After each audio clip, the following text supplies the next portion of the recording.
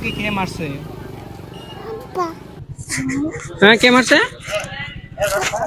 যে লাশ আছে কিন্তু এই বাড়িতে কোনো মানুষ নাই। ফাঁসি লেগে মারছে না মারাইছে না মেরে লটকে দিছে সেটাও জানি না, কিন্তু আবার সেই ফাঁসির লাশটাও নাকি নিচে পড়ে আছে। কিভাবে কি হলো সবটা আমরা জানি না, আপনাদেরকে এ টু জেড আপনাদেরকে দেখানোর চেষ্টা করবো। আমি এখন যুক্ত আছি ব্রাহ্মণবাড়িয়া বিজয়নগর হরুষপুর বাগদিয়া গ্রামে। আর এখানে দেখতে পারতেছেন এখানে অনেক অনেক মানুষ আছে, রিলেটিভ নাই। আমরা দেখতে পারতেছি, আমরা লাশের ঘরের দিকে যাচ্ছি সুপ্রিয় বিয়াস, আমরা দেখতে পারতেছি কিন্তু সেই জায়গায় মানুষও নাই।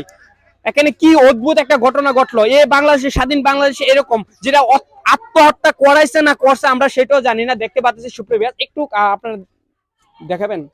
এই যে দেখতে পাচ্ছেন সুপ্রিয় বিয়াস, এখানে যে এখানে আছে অনেক মানুষরাও আছে। এখানে কি যে জামাইয়ের বাড়ির কেউ পাইছে? ছেলে মেয়ে কয়জন ওনার? এক ছেলে এক মেয়ে। মানে শাশুড়ি তারা মানে মানুষ আসার পরে সবাই শাশুড়ি জামাই সবাই চলে গেছে।